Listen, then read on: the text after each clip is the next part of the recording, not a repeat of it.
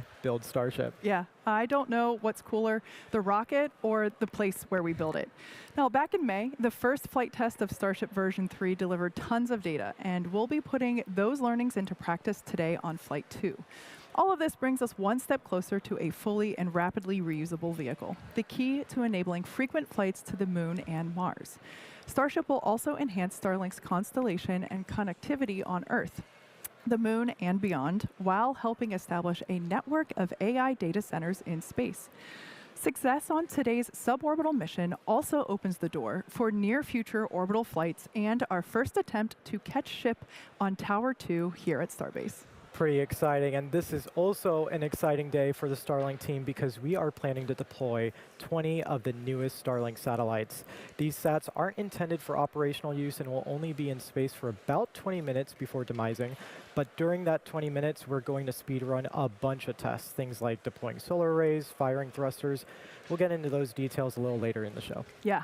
Now, what Starlink engineers learned today will be essential to deploying operational V3 satellites into the Starlink constellation on future Starship flights.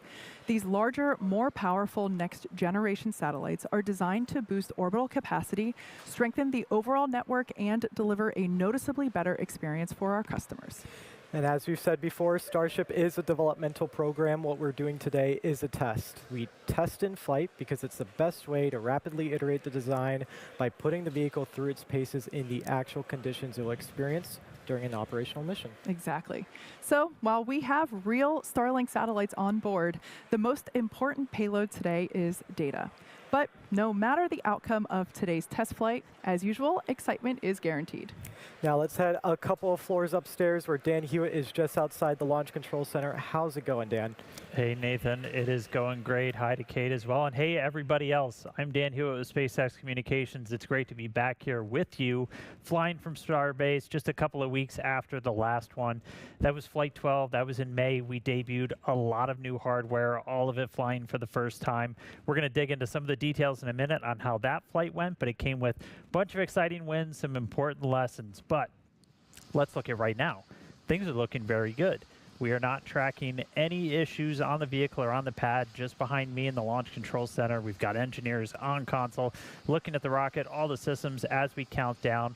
We have started propellant load, putting liquid oxygen, liquid methane on both stages of Starship, and we're looking good right now to launch at the open of our window at 5:45 p.m. Central Time. Weather is barely worth mentioning. We came in today with about a 90% probability of go, and we've got blue skies, scattered clouds, no scary winds. We're looking really good. Range is also currently green for launch. Reminder, we're watching the range both off the coast in the Gulf here at Starbase, and also on the other side of the planet in the Indian Ocean, where we are hopefully sending the Starship in just a couple of minutes from now. All right, so before we dig into everything else for today, let's take a look back real quick at Flight 12. Now, as I said, that was the first launch of a new ship, new booster, new Raptor engine, first flight from Pad 2 here at Starbase. A lot went right, and the stuff that didn't still gave us really valuable flight data to continue building a better Starship. Like all flights, we lifted off right at the top of the window, 33 Raptor engines propelling that full stack skyward from Starbase. After we got through liftoff, booster ascent, it was Starship's turn, lit its engines for hot staging. We tried to flip the booster in a specific direction. That gives us more performance. We had some differences in engine startup. We were off by about 90 degrees. We've modified that startup sequence, made it more robust to flip in the right direction. Super Heavy attempted its boost back burn. 5 engines experienced issues when attempted to relight, so we had an early end to that. We made some hardware modifications to improve relight reliability and updated our alarms and aborts. That booster attempted a landing burn as it approached the Gulf. That was unsuccessful, and it ended its flight with a hard splashdown in the hazard area. Now, while that was happening, Starship made its ascent into space. About 40 seconds after stage step, though, we lost one of those 3 Raptor vacuum engines. Still able to demonstrate our engine out capability, reach the planned suborbital trajectory. We've made some hardware operational changes on this flight and have some additional reliability improvements coming in the future. Once in space, Starship was able to deploy all 20 of the Starlink simulators, 2 modified Starlink satellites that got these brief shots of Starship in space, which was dope. We skipped the in-space burn due to engine issues, but then Starship got ready to re-enter the atmosphere. It was able to do a flap stressing test and did the maneuver to mimic the trajectory that future missions returning to Starbase are going to fly. Then it got to the pre-planned splashdown zone in the Indian Ocean, where we had drones and buoys ready and waiting. After the Raptors turned on for a flip, landing burn, Starship was in the water, and Flight 12 was in the books. So, a lot of excitement, a lot of firsts, a lot of learnings. All that set us up for round 2 today. Just getting to a launch day comes with a bunch of hurdles, a ton of problems to solve, a million little stories. Here's just a quick peek into one of those stories that was on the path to Flight 12 that we featured in the second episode of our ongoing documentary, Starship.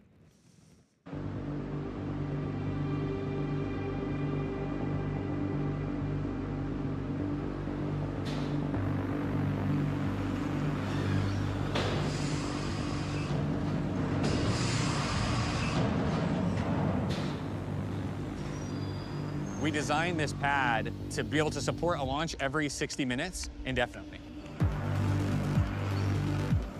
The thing about Pad 1 is it was designed to be very quick to build, it was designed to be very cheap, and it was designed to give good access to the aft end of the booster.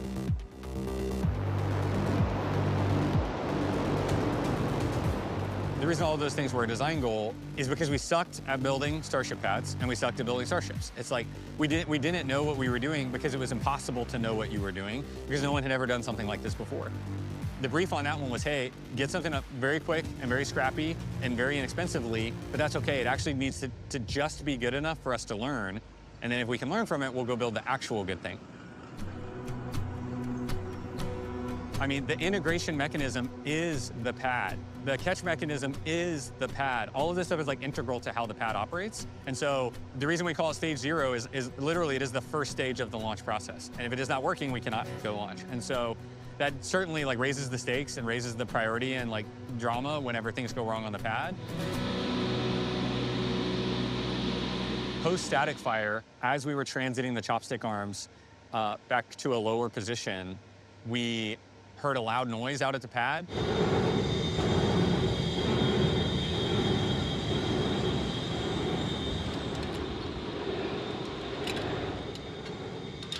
It's vibrating the entire tower. Something got jammed up in the chain and maybe it caused it to snap. We don't really know if it's broken completely or if it's just cockeyed or buckled in some way. God, it sounds terrible. So we are in a mad dash to get that roller diagnosed and replaced as soon as possible.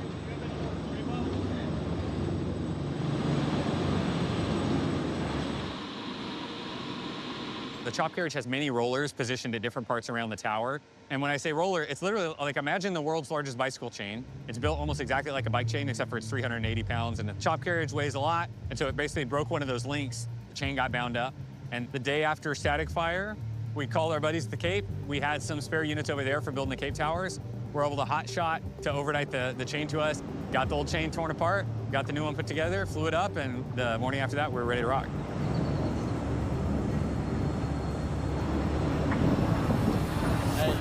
With these ones, make sure we're going up.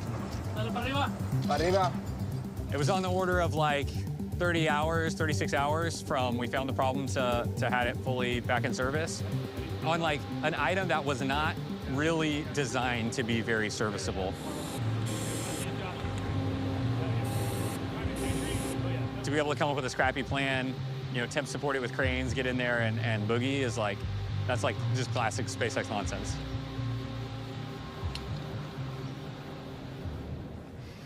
Man, I love this docuseries. It's not just behind the scenes, it's in the scenes. It's a day in the life of working here at Starbase. It's awesome. Yeah.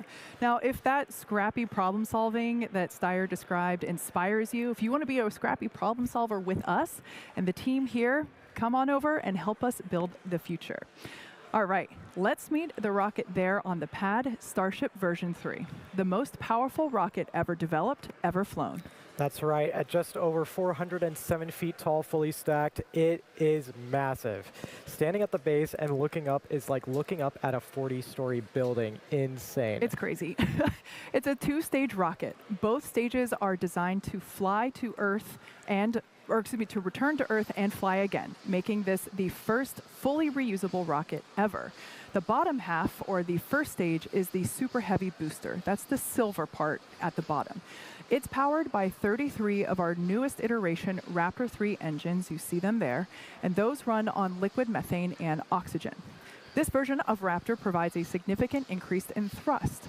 With that additional thrust, fun fact, this version of Starship gets off the pad faster than our previous versions. Here you can see version 1 Starship on the left, V2 in the middle, and V3 on the right. That was our first flight of V3 on Flight 12, and that thing just leaps off the pad.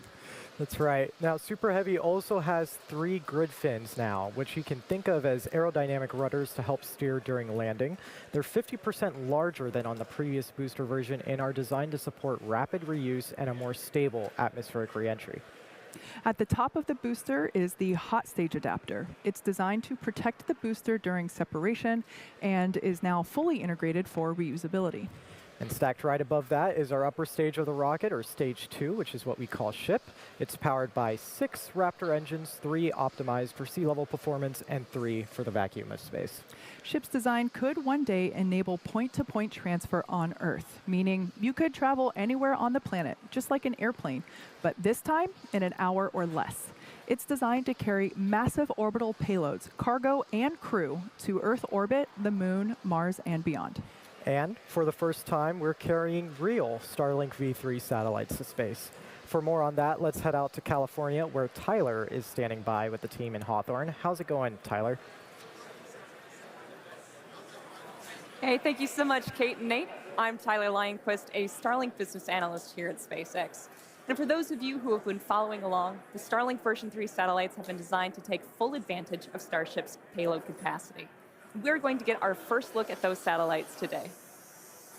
The Starlink V3 is our next-gen satellite and includes meaningful increases in capacity, data density, and power generation. We'll be adding around 20 times the capacity into the constellation on each Starship mission as compared to the version 2 satellites that we currently launch on Falcon. That means that we'll be able to serve more people all around the world with increasingly better high-speed internet. Like all of the Starlink satellites, the V3s are built at Starlink's site in Redmond, Washington, where we already build more satellites than anyone else in the world today. The Starlink V3 sats are designed to support 1 terabit per second of downlink and 160 gigabits per second of uplink capacity. That's approximately a 10 times improvement in downlink capacity and a 22 times increase in uplink capacity from the version 2 Starlink satellite. Serving this capacity to and from customers are the satellite's upgraded phased array antennas. The upgraded phased arrays are fed by SpaceX's in-house developed chips that were designed to serve customers more efficiently in both densely and sparsely populated regions simultaneously. Each Starlink V3 satellite is also equipped with 6 high-capacity 400 gigabit space lasers. These 6 lasers will allow high-bandwidth traffic to flow uninterrupted between any 2 points in the world with redundant paths across a petabit laser mesh network. And if that wasn't enough, the V3s will carry 4 quad-band radio frequency backhaul antennas. These will take advantage of the Ka, E, V, and W communication bands, allowing for an 8 times improvement in the supported capacity compared to our V2 sats. Now that's a lot of growth in capacity and capability. And as such, the new satellite design requires more power. So the solar arrays on V3 will generate approximately twice as much power as the current arrays that we fly on the V2 satellites. And they're also optimized to reduce drag in the lower orbital altitudes in which these satellites will operate. But before we operationalize these satellites, we want to put them in a flight-like environment. So these satellites were just loaded into Starship yesterday ahead of today's launch. And once deployed, the Starlink team will only have about 20 minutes of flight to speed run some tests before the sats demise in the atmosphere. Now, the team will attempt to run tests such as extending the new solar arrays and antennas, connecting with ground stations, and turning on the satellite's communication systems. And this is all part of SpaceX's iterative process to technology advancement. And from the beginning, Starlink was designed to scale rapidly and improve continuously. From production to launch and ground infrastructure, Starlink is uniquely positioned to keep pace with rising demand around the world. In fact, just this week, we rolled out the next generation Starlink kit V5, which is built for reliable, high-speed home internet.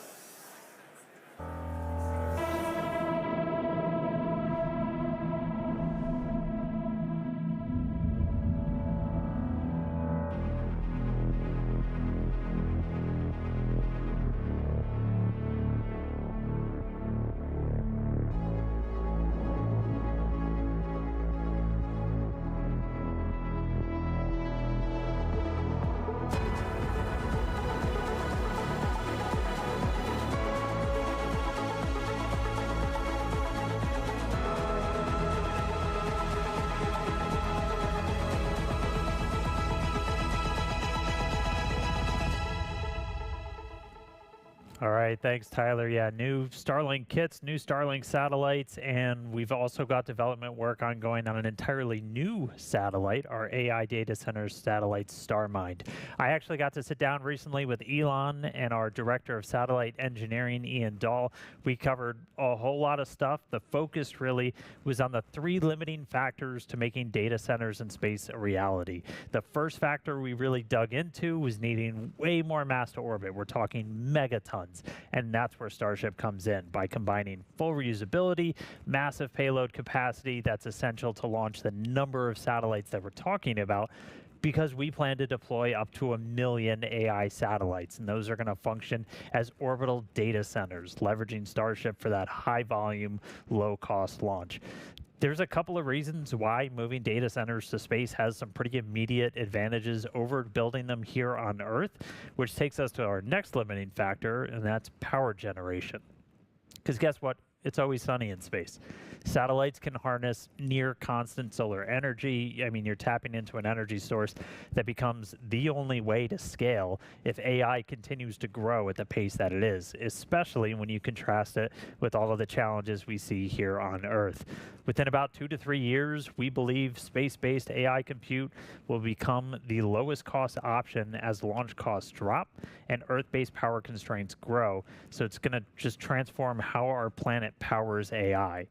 And to unlock all of that, we get to our third limiting factor. We need to make significantly more chips, and we got to do it fast. And that's where we're going with Terafab. This is going to be the most epic chip building effort ever. And we say epic, you just look at the scale of this thing. That's the size of a Tesla Gigafactory, about 10 million square feet. We need to think bigger. We're looking at about 100 million square feet, so you're talking 10 gigafactories worth of space. It all sounds a bit fantastical, a bit out there, but all of this together represents a step towards becoming a galactic civilization, harnessing more power from our nearest star, supporting the reality-shifting AI applications that are coming, and advancing humanity's multiplanetary future. So if you want to learn more about that, you can watch that full conversation on our website at SpaceXAI/StarMind. So a lot of really cool stuff coming. Kate, future looking pretty sweet, but first things first, Flight 13. Yeah, you're absolutely right. The future is built on progressive steps like today's test. Now, let's dive into the flight profile. Right, so today we'll be starting with liftoff of Pad 2 here at Starbase. Super Heavy will ignite those 33 Raptor 3 engines, and we will then power through ascent ahead of our hot stage separation, which is when the booster will shut down all but 5 engines at the bottom. Stage 2 will then light its own Raptor engines, pushing off of Super Heavy and starting that hot stage separation. We will then have the directional booster flip, with Super Heavy igniting those 33 Raptor engines. And after coasting for a few minutes, the booster will then target a landing burn and splashdown a few miles off the coast of Starbase. Ship keeps the fun going with its ascent burn to a suborbital trajectory. We then deploy those 20 Starlink V3 satellites, and we plan to relight a single Raptor engine. Reentry then follows a few minutes later, which should provide some amazing views via Starlink of the ship's blistering reentry through the Earth's atmosphere. A plasma blanket will form around the vehicle, and this never fails to provide epic scenes as the vehicle comes back. And lastly, we'll conclude today's test with a landing flip, landing burn, and a splashdown in the Indian Ocean. And with that, let's kick it back up to Dan for a countdown update. Hey, thanks, Kate. Good news is very little news. We are continuing to look on track for a liftoff today, not tracking any issues on the vehicle or the pad side. Range status continues to be green. Reminder, we're tracking the range out in the Gulf off the coast of Starbase where we're launching over, and then also out in the Indian Ocean where we're hopefully sending a Starship in just about 11 minutes from now. Weather looks gorgeous. Blue skies, low winds, couple of clouds, not a concern for flight today. And again, the vehicle and the pad both looking great. We are in kind of the latter stages of propellant loading. We got into the go, no go with the flight control team at about T-minus 1 hour. And then we've been loading prop for about, quick math, about 26 minutes now. We're going to continue loading propellant, that's your liquid oxygen, your liquid methane, onto both of these vehicles until just a little over 2 minutes before we lift off. We'll close out on the ship at about 2 minutes and 10 seconds, and on the booster before that at about 2 minutes and 50 seconds. So at the moment, we're looking good. We're counting down to the very top of our window. It was a 90-minute window. It opens right at 5:45 p.m. Central Time. Looking good to hit that right at the top. Back over to you guys. Thanks, Dan. Now, as teams prepare for today's launch from Texas, work is also continuing on the other side of the Gulf in Florida, where Starship will soon be launching, potentially later this year. That's right. Starship flights from Florida will initially lift off from Launch Complex 39A at NASA's Kennedy Space Center. Teams are working through Starship system activations, performing initial tower chopstick motion tests, confirming the operation of the hold downs on the launch mount, and performing multiple integrated tests of the propellant farms, water farm, diverter, and launch mount. With Starship coming to 39A, the launch complex will soon have 2 operational pads for 2 very different rockets with Starship and Falcon Heavy. It has been awesome to see the 39A Starship program come to life over several years, and it's going to be exciting to soon see a Starship launch from this historic pad. Yeah, we're super excited. But 39A isn't SpaceX's only pad in Florida. Just a few miles down the coast at Space Launch Complex 37, the first of 2 Starship launch pads at that site is quickly taking shape. Pad 37A is targeted to be ready for flight operations early next year, which is very fast considering we only started construction on the pad in November.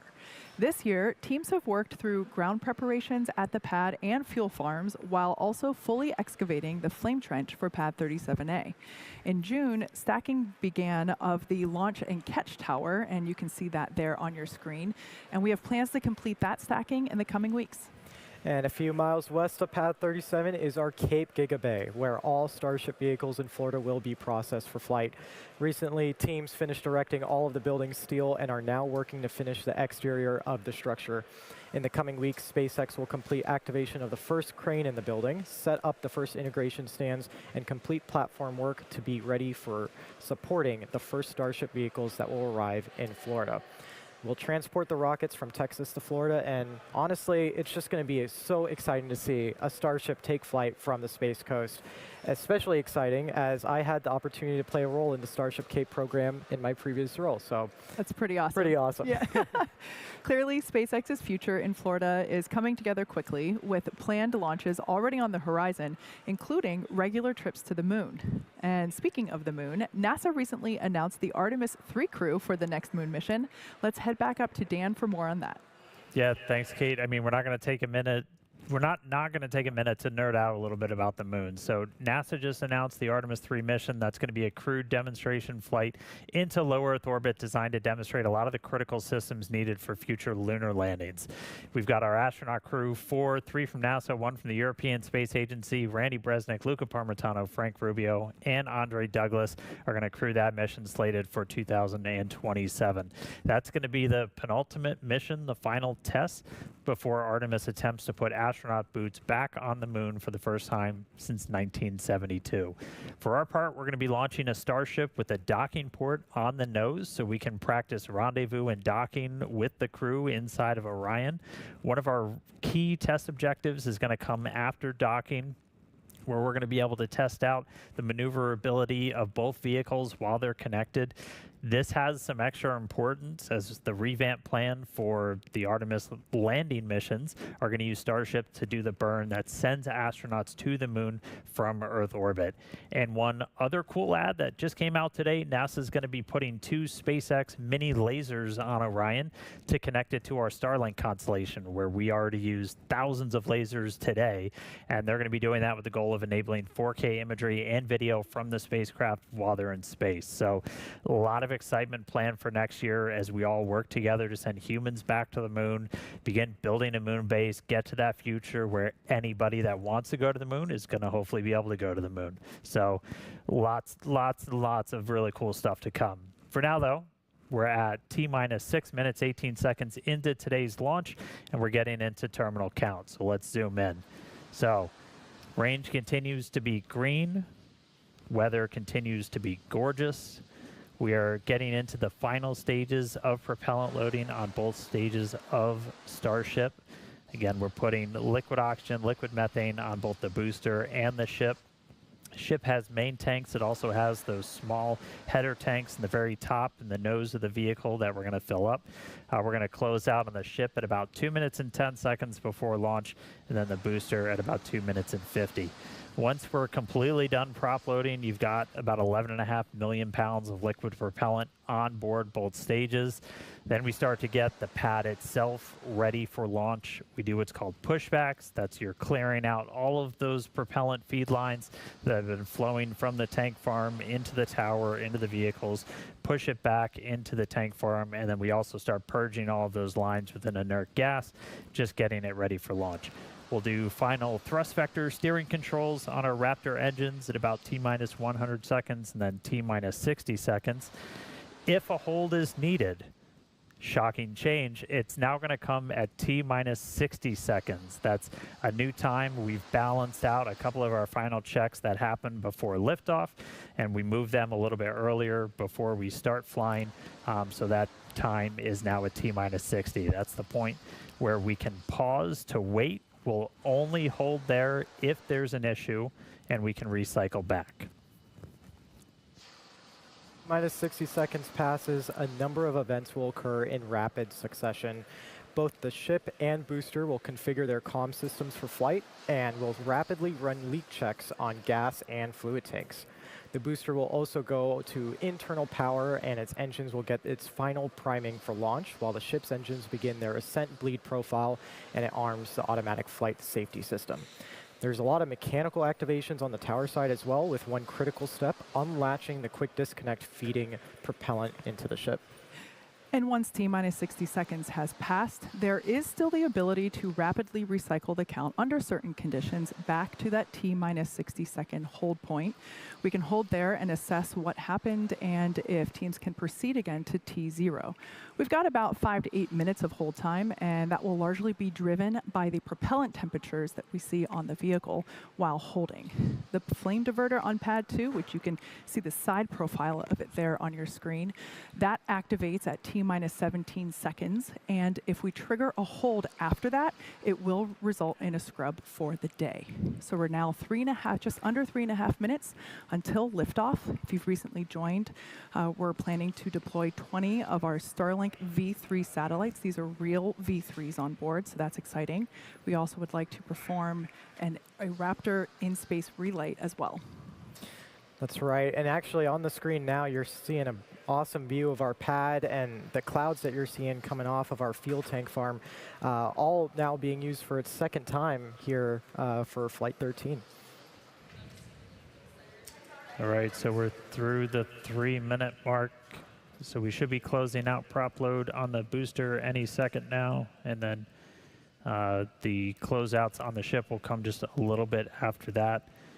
Again, we're looking a little over 11.5 million pounds of propellant on both of these vehicles. We are not currently tracking any holds on the board, which is always good news. Reminder, we have that built-in hold at T-minus 1 minute. We're only going to stop there if we run into an issue where we need a couple of minutes to hang out. But right now, we have no holds on the board. So a lot on deck for Starship, the second flight of Starship version 3, booster version 3, Raptor 3. Looking to get off the pad here in 2 minutes.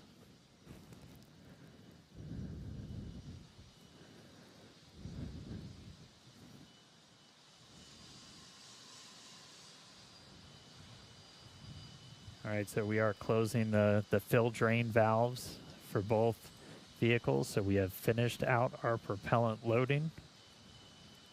33 Raptor engines right there at the bottom of the booster getting ready to light up. Final wiggle checks happening now. You can see those inner 13 engines moving. Those are the ones that Super Heavy is going to be using to steer, do all its maneuvers. We just got through those. Okay, so we are 1 minute, 20 seconds away, counting down. We're going to listen in. Again, not tracking a hold, so we should move right past T-minus 1 minute. If we recycle back to it, we'll figure out why, and then we'll continue counting down. So Let's go. T-minus 1 minute. Let's listen in. Let the rocket do the talking. See if we can get a Starship off the pad today. We did trigger a hold.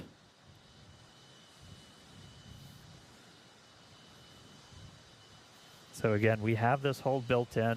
We've got a couple of checkouts that are going to happen on the vehicle and the pad that we've got to clear. A lot of it's tied to essentially the different pressures that are in the systems that are feeding prop into the vehicles. Looks like we are getting ready to reset that hold though. And the clock is rolling.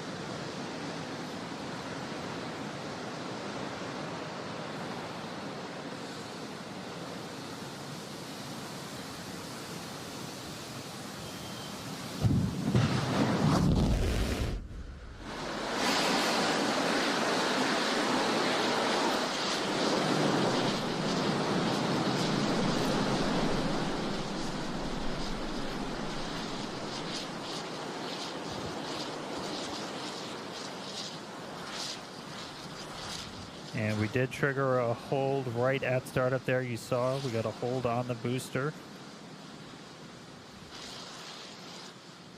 So stick with us for a second.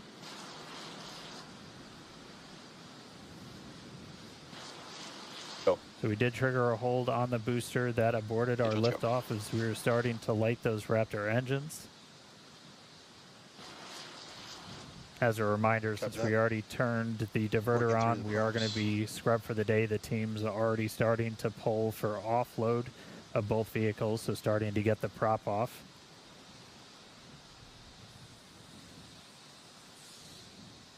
We'll take a little bit of time to look into what triggered that abort. Usually we'll take some data review for all of our teams. But again, we did abort on the startup of the booster. So we weren't tracking any holds moving in to those final seconds into that final minute. But that is going to be a scrub for the day. So the team's now moving into commodity offload. We're going to take the methane and the oxygen off of both Starship and Super Heavy.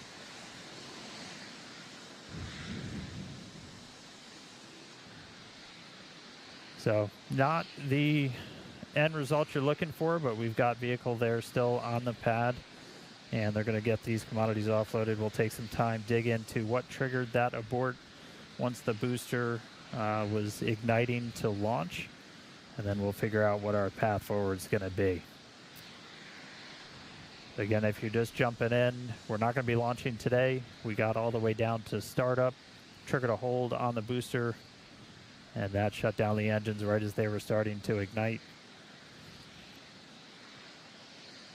All right, so at this point, they're going to get into offload. We're going to get all the methane, all the oxygen off the vehicle, and then we'll figure out next steps. So, no Starship launch today. We'll dig in with the teams, figure out what happened, and figure out when our next attempt is going to be. And obviously, we're going to keep you updated as well. So we'll dig into what our recycle time is, when we're going to be able to try again. Be sure to follow us on X at SpaceX. We're going to share updates there as soon as more information becomes available and when we can get back for flying. So thanks for tuning in today. Hopefully we'll be back real soon for Flight 13 and another attempt to get Starship off the pad. Thanks, everybody.